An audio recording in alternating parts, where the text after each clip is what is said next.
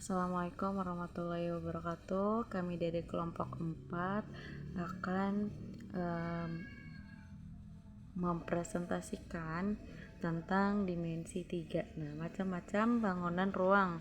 Yang pertama kubus. Kubus adalah bangun ruang dengan sisi atau bisa disimbolkan sebagai S yang seluruhnya sama panjang. Jika rumus volume adalah luas permukaan dikali tinggi, maka rumus volume kubus adalah sisi dikali sisi dikali sisi. Rumusnya menjadi V sama dengan S kali S kali S, atau V sama dengan S pangkat 3. Nah, sedangkan rumus luas permukaan kubus yaitu menambahkan seluruh luas masing-masing sisi. Karena permukaan kubus seluruhnya persegi yang berjumlah 6, maka luas permukaan kubus adalah luas persegi dikali 6. Berikut rumusnya. L sama dengan 6 dikali buka kurung S dikali S tutup kurung. Nah, di sini ada contoh soalnya. Jika sebuah kubus salah satu panjang sisinya 8 cm, berapakah volume dan luas permukaannya? Nah, kita jawab, kita tulis ulang rumusnya. Volume sama dengan S kali S kali S. Jadi volume 8 dikali 8 dikali 8 sama dengan 512 cm per kubik. Nah, sedangkan untuk luas permukaannya sama dengan 6 dikali S dikali S. L sama dengan 6 dikali 8 dikali 8. Nah, yang kita kerjakan terlebih dahulu yang ada di tanda buka kurung ini, teman-teman. Nah, 8 dikali 8 itu 64. Jadi 6 dikali 64 sama dengan hasilnya 384 cm persegi. Nah, oke, kita lanjut yang kedua. Itu ada balok. Nah, balok mirip dengan kubus namun terdiri dari persegi panjang. Karena alasnya persegi panjang, maka volumenya adalah panjang. Bisa kita simbolkan sebagai P dikali lebar. Nah, sedangkan lebar kita bisa simbolkan dengan huruf L dikali tinggi. Nah, sedangkan tinggi kita bisa simbolkan sebagai T. Nah, rumusnya itu sebagai berikut. V sama dengan P kali L kali T. Nah, sementara luas permukaannya itu menjumlahkan seluruh sisi. Balok memiliki alas dan atap yang sama luas, sisi depan dan belakang sama luas, serta sisi kanan dan kiri yang sama luas. Maka rumusnya sebagai berikut. Nah, L sama dengan buka kurung 2 kali P kali L tutup kurung ditambah 2 kali P kali T tutup kurung ditambah 2 kali L dikali T, atau bisa juga ada rumus lain. Nah, rumus yang kedua, L sama dengan 2 dikali buka kurung kurawal buka kurung P kali L ditambah buka kurung P kali T tutup kurung ditambah buka kurung L kali T tutup kurung kurawal. Nah, kita di sini ada contoh soalnya.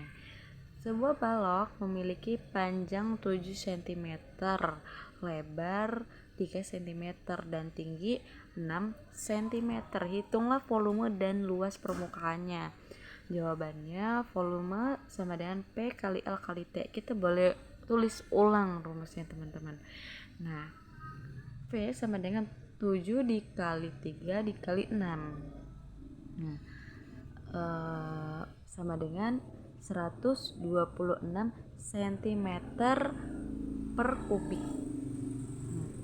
Sedangkan untuk luas permukaannya itu kita menggunakan rumus yang kedua ya, teman-teman, karena lebih simpel. Nah, 2 dikali buka kurung kurawal buka kurung P kali L ditambah P kali T tutup kurung ditambah L kali T tutup kurung kurawal. Nah, di sini L sama dengan 2 kali buka kurung kurawal 7 kali 3. Nah, di sini kan yang kita kerjakan terlebih dahulu adalah yang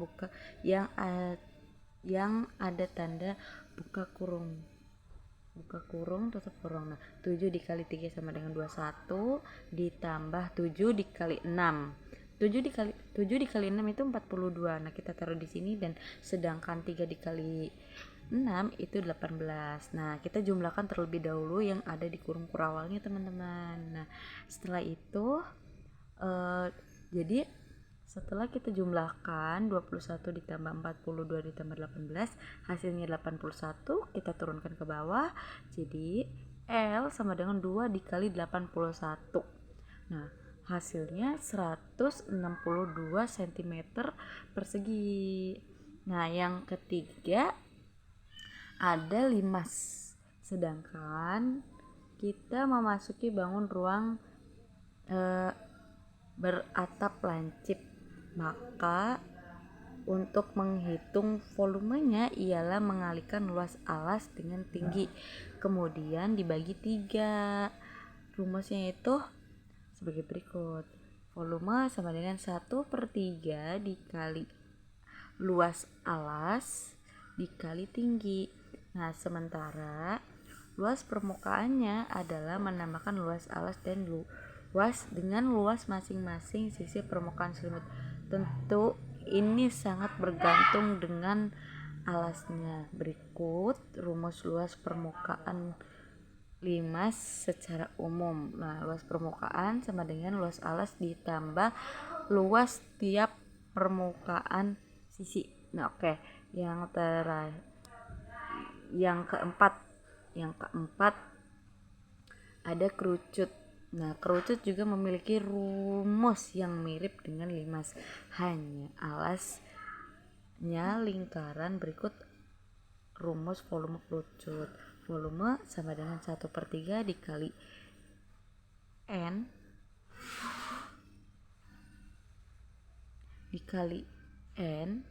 dikali R pangkat 2 dikali T. Sementara luas permukaan kerucut adalah menghitung luas lingkaran ditambah luas selimut yang berbentuk mirip potongan semangka. Rumusnya ada sebagai berikut. L sama dengan N kali R kali S tutup kurung ditambah buka kurung N kali R kali R tutup kurung.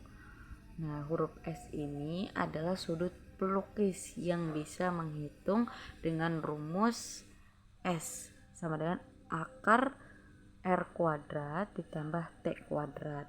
Nah, yang terakhir bola. Bola merupakan bangun ruang yang paling unik. Rumus volume dan luas permukaannya paling berbeda dibandingkan yang lain. Berikut rumus volume. Volume F sama dengan 4/3 dikali pi dikali R pangkat 3. Sementara luas permukaannya memiliki rumus sebagai berikut. Luas permukaan sama dengan 4 kali pi dikali R pangkat 2. Nah, ini ada contoh soal. Hitunglah volume dan luas permukaan bola jika diketahui jari-jarinya 5 cm. Jawabannya kita boleh tulis ulang.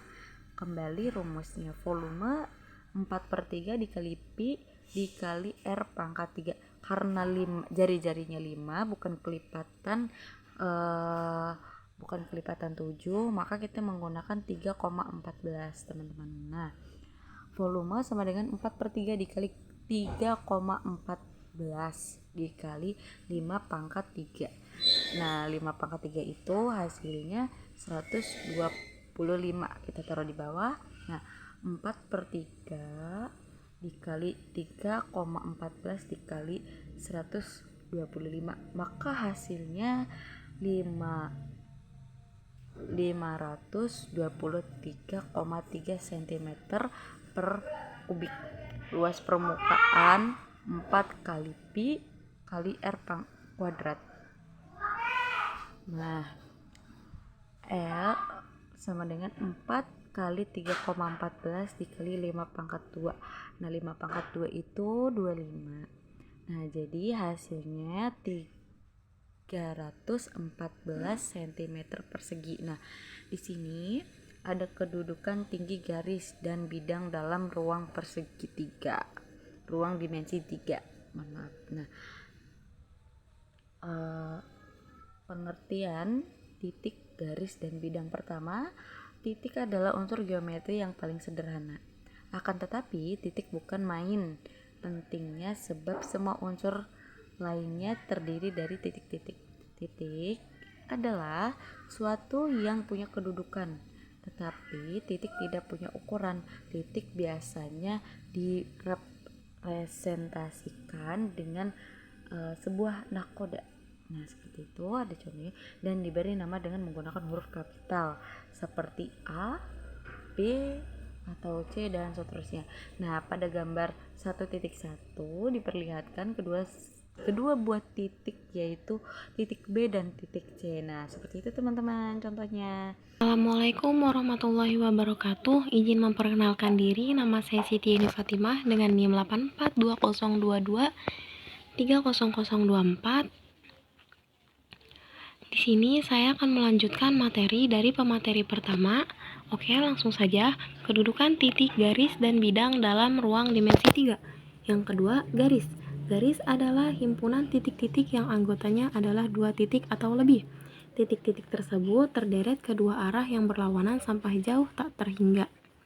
Model atau representasi suatu garis misalnya seutas benang kecil lurus yang dapat diperpanjang kedua arah yang berlawanan sampai jauh tak terhingga. Garis hanya mempunyai ukuran panjang. Garis diberi nama dengan menggunakan huruf kecil seperti G, H, K, dan seterusnya, atau A, B, A, C, B, C, dan seterusnya. Pada gambar 1-2 diperlihatkan dua buah garis, yaitu garis G dan garis AB. Garis G mempunyai 1 titik dan garis AB mempunyai 2 titik, yaitu titik A dan titik B. Nah, yang ketiga ada bidang. Bidang adalah himpunan titik-titik lebih dari 2 buah titik dan tidak semuanya terletak pada sebuah garis. Pada sebuah bidang terdiri dari banyak sekali garis. Model sebuah bidang adalah permukaan sebuah meja rata, misalnya yang dapat diperlebar ke semua arah. Bidang mempunyai ukuran yang panjang dan lebar. Bidang diberi nama dengan menyebutkan titik-titik sudut dari bidang tersebut atau memakai huruf alfa, beta, Y, dan seterusnya. Pada gambar 1-3 diperlihatkan dua buah bidang, yaitu bidang A dan bidang A, B, C, D. Bidang seperti pada gambar dilihat. Oke, kita lanjut. Yang bagian B, kedudukan titik dan garis. Yang pertama, titik terletak pada garis. Sebuah titik dikatakan terletak pada garis jika titik tersebut dapat dilalui oleh garis. Perhatikan gambar 1.4, titik B terletak pada garis G. Nah, di sini ada garis G. Nah, di tengah-tengah garis G itu ada titik B. Lanjut yang kedua, titik di luar garis. Sebuah titik dikatakan terletak di luar garis jika titik tersebut tidak dapat dilalui garis. Perhatikan gambar 1.5. Nah, di sini ada garis H dan juga titik C. Titik di luar garis, titiknya itu tidak berada di dalam garis. Oke, lanjut bagian C. Kedudukan titik dan bidang. Yang pertama, titik terletak pada bidang. Sebuah titik dikatakan terletak pada bidang jika titik tersebut dapat dilalui oleh bidang.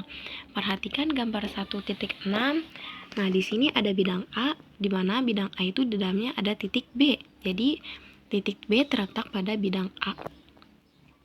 Yang kedua, titik di luar bidang. Sebuah titik dikatakan terletak di luar bidang jika titik tersebut tidak dapat dilalui oleh bidang. Perhatikan gambar 1.7, titik D terletak di luar pada bidang A. Nah, di situ ada bidang A. Nah, titik D-nya itu di luar, tidak masuk di dalam bidang. Jadi titik D terletak di luar bidang A. Oke, bagian D, kedudukan dua garis. Yang pertama, dua garis sejajar. Dua garis dikatakan sejajar jika dua buah garis tersebut sebidang dan tidak mempunyai titik persekutuan. Perhatikan gambar 1.8. Di situ ada bidang A yang juga ada dua garis, yaitu garis L dan juga garis K. Garis L dan garis K sejajar ya. Yang kedua, dua garis berpotongan. Dua buah garis dikatakan berpotongan jika dua buah garis tersebut sebidang dan mempunyai satu titik persekutuan yang dinamakan titik potong. Perhatikan gambar 1.9. Garis K dan L berpotongan di sebuah bidang A. Oke, yang ketiga, dua garis berimpit. Dua garis dikatakan berimpit jika jarak antara kedua garis tersebut adalah 0. Perhatikan gambar 1.10. Nah, di situ ada bidang A yang garis K dan L itu berimpit. Berimpit itu kayak nempel ya. Garis K dan 1L berimpit. Assalamualaikum warahmatullahi wabarakatuh. Saya Angelika Jenny Ravalina dengan NIM 842022300005 akan melanjutkan materi Dimensi 3 dalam mata kuliah Kapita Selekta 2 yang telah dijabarkan oleh rekan saya. Nah, selanjutnya di dalam kedudukan dua garis itu ada yang namanya dua garis bersilangan, di mana dua garis dikatakan bersilangan jika dua buah garis tersebut tidak sebidang atau kedua garis tersebut tidak dapat dibuat sebuah bidang datar, seperti garis G dan H yang bersilangan pada contoh gambar berikut ini. Selanjutnya kita masuk ke poin kedudukan garis dan bidang, di mana ada beberapa poin yang akan saya jelaskan juga. Yang pertama itu garis terletak pada bidang.